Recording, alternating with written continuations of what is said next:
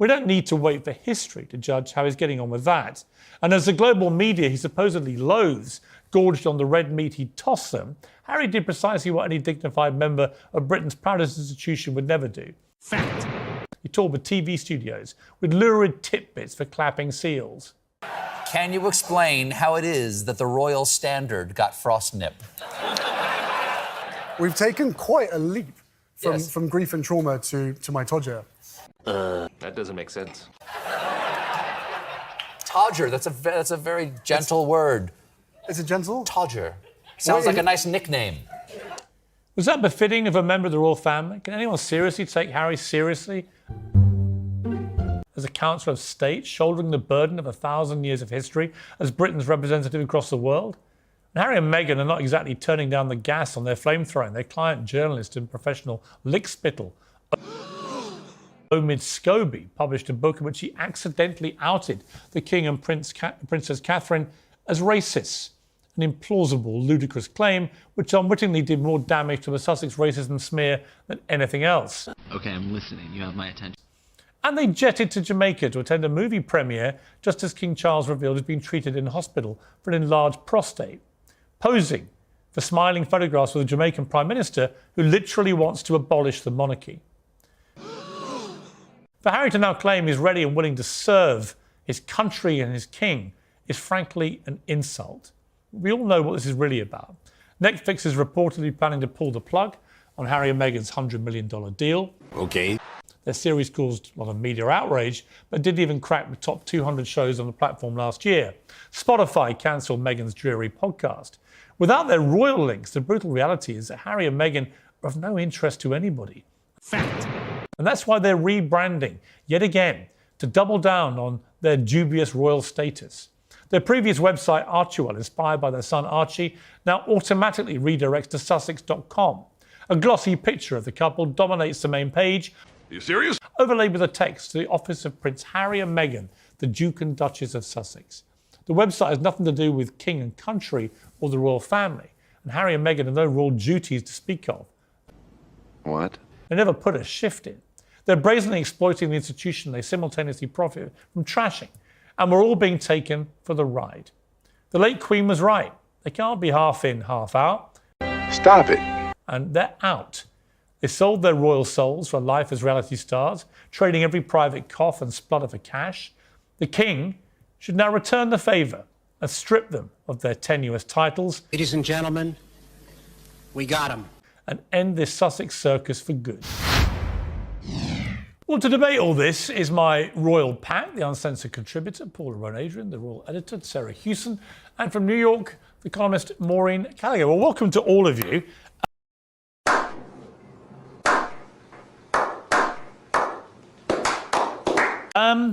All right, let me start with you, Sarah, to set the scene here for what's really going on behind the scenes. Lots of messages seemingly being communicated to the media. Mixed messages, I think. Very much mixed messages. Hey, y'all, come look at this. What do you read into it? What should we read into it? It's really hard to read between the lines here, but there were reports over the weekend that Prince Harry has made it be known that he would be willing to make a temporary return. What is he doing? To the royal fold, to try and relieve some of the pressure on the royal family while his father Do we and believe his sister-in-law this, first of all? Look, I mean, it looked well sourced to me. Yeah, I think it's probably very likely that he has said at some point, and Are you serious? perhaps in some ways we could say it's laudable. He said, look, if you're really struggling, I can come back. I will do that. You know what I found? But it's not going to happen. You know what I was struggling with, using the word struggling, was his explanation that, these kind of family Stop it. situations where someone's very sick can bring everyone back together when he, according to the other members of the family, is single-handedly responsible for all the fallout in the first place. Fact. But it seems to me, from his tone and his language, that he is now seeking some kind of rapprochement. It's much more conciliatory language that we're hearing from Harry. No more demands for an apology from the family before any kind of But from what I've read, contact. and it looked pretty well sourced again, an emphatic no thanks Yeah, absolutely no way back. Particularly from Prince William. I think that's the biggest mountain that Harry has to climb. Are you serious? It may well be that behind the scenes there are cordial conversations taking place with his father. And that is what he's talking about when he says, this can bring families back together.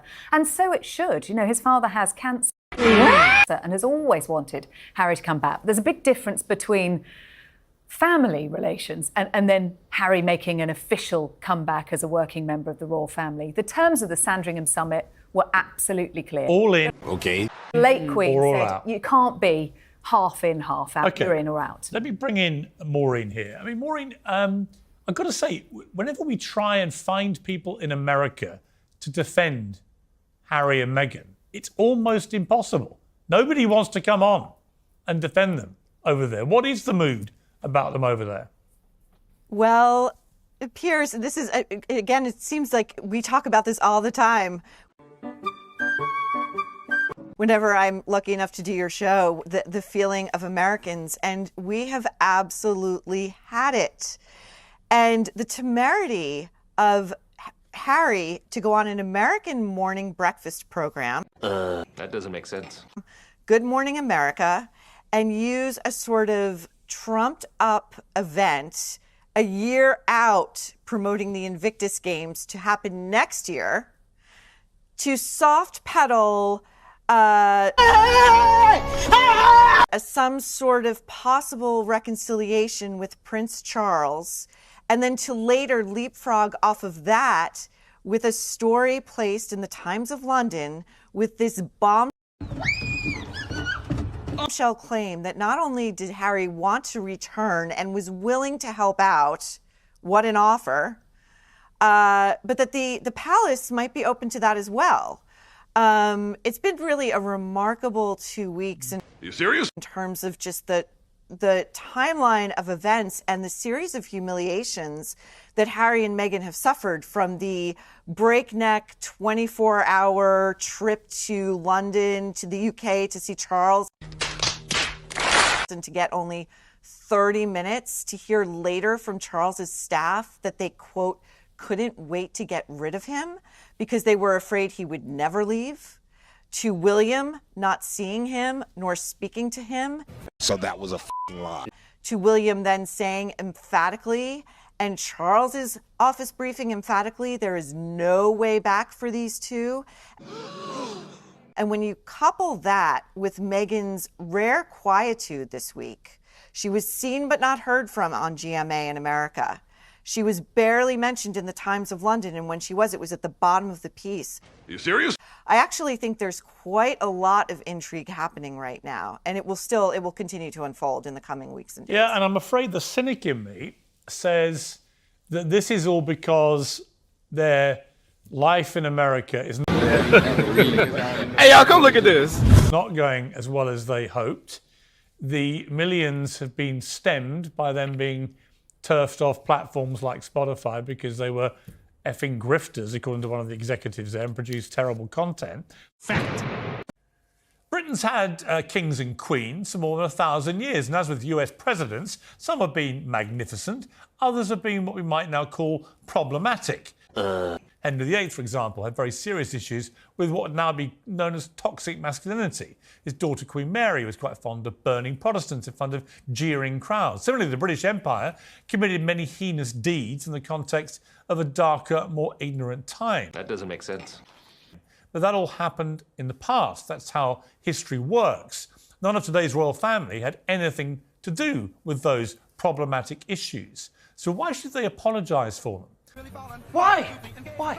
Well, campaigners in the Caribbean nations are again demanding that King Charles issues a formal apology for his ancestors' involvement in the slave trade. They also want financial reparations from today's public purse to compensate them for their past suffering. Is he all right upstairs? British royals are now routinely barracked for ancestral sins on every tour that they go on, with demands that they issue apologies to Indigenous communities in Canada and accusations they've crushed the development of Jamaica. This week, the Church of England committed to raising £1 billion for reparations, even as his congregations dwindle and his churches fall apart. The exact same movement's happening across the United States, with an increasing clamour for the descendants of slaves to be compensated for their ancestors' suffering. Now, look, there's no denying that slavery was an evil stain on humanity. In fact, that's why the British Empire eventually made it illegal 217 years ago. I said, wait a minute. Wait a minute. Wait, first of all, you're not going to speed past that like you didn't just say what you just said. But even at its height, very few people actually owned slaves. And one thing is for certain, none of the people who foot the bill today were responsible for any of it. Stop it.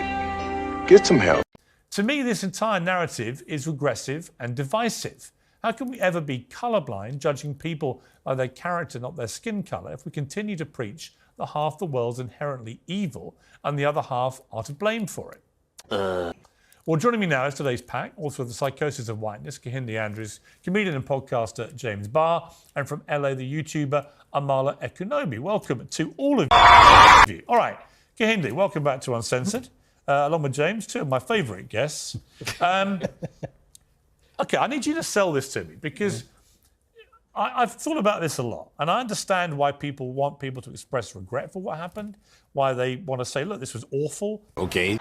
I completely concur. Slavery was one of the most evil things in human existence. I just can't get my head around why King Charles should be issuing apologies for something he never did. And secondly, what difference it would make. And thirdly, on reparations, how does paying money now for the sins of people hundreds of years ago make any real difference either? Fact. Well, because the thing about the apology really is the route to reparations. Because this may have happened a long time ago, but the legacy is still with us. You go to the Caribbean, there's no black people in the Caribbean apart from slavery, and it's one of the poorest regions in the world.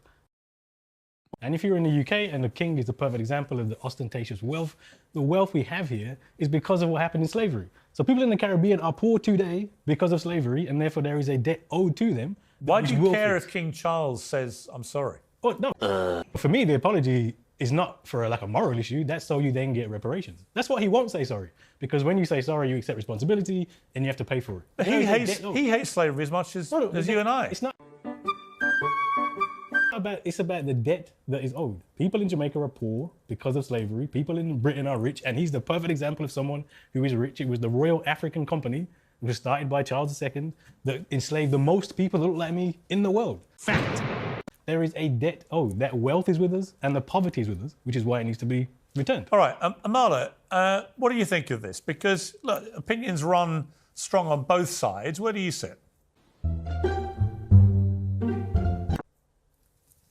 I stand anti-reparations on this issue. I understand and acknowledge that slavery occurred. It was a massive and heinous transgression. But to think that people who never committed such a transgression are somehow responsible for the current trauma of people living in today's time who never experienced that transgression is quite frankly ridiculous to me. Is he all right upstairs? And to give an apology is to, as Kehinde says, admit fault. And he is not at fault. He is not the one responsible for the slavery of the past, nor is he responsible for the issues that Black people in the UK or in the Caribbean or here in the US, as we're having many discussions here about reparations, are facing. Right. I mean, James Barr, where does this end? If you take the idea that sins of the past have to be atoned with apology and reparations, do we now go to the Italians and say, right, the Romans invaded us, we want money from you people? The Vikings, do we go to Scandinavia and demand money from descendants of the Vikings? In other words, once you establish a principle of this, Okay.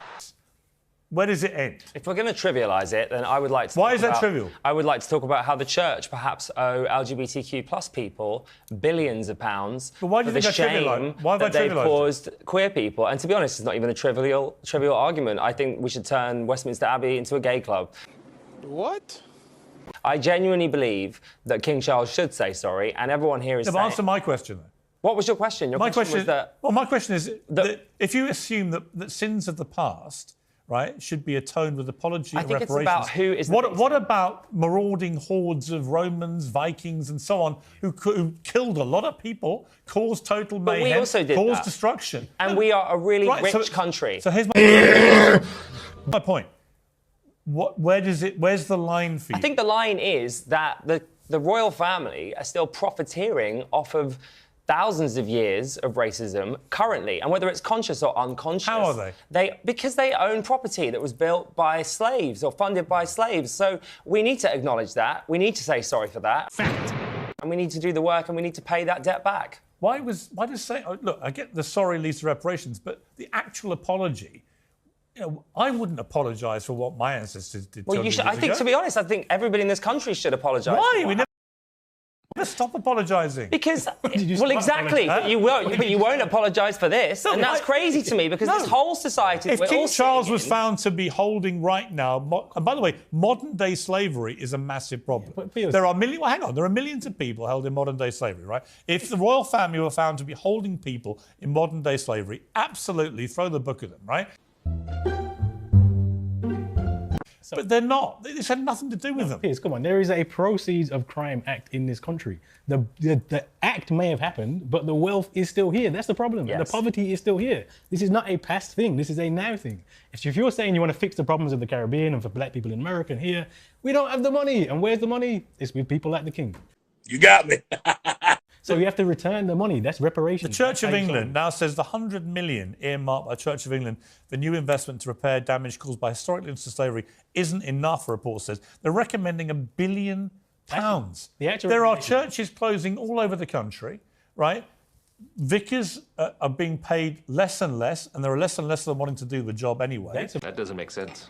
The conditions they're living in are getting worse and worse. That's their fault. They're makers of their own doing, Piers. How are we going to... So why bankrupt the Church of England? Because all they need to do is sell one of their cathedrals. Sell a cathedral. Sell the jewels you stole. It's not difficult. They have plenty of How many gay people in this country live in property that may have, if you go back far enough, have been established from slavery? I'm sure a lot. What happens and you know to what, them? Piers? They should What also, happens to their as I home? just said, I think everybody living in this country, in the UK, should apologise for the horrendous things our ancestors did. 60-odd million people issue public apologies.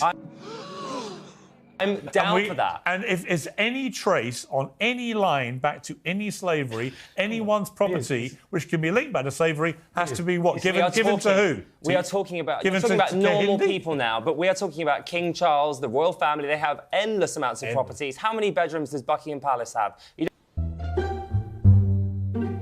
don't need all of that. Sell this stuff. Give the money back Royal to the people family you stole bring in... from. All right, if you steal something, you give it back. Let me go back to Amal, who's been listening very patiently.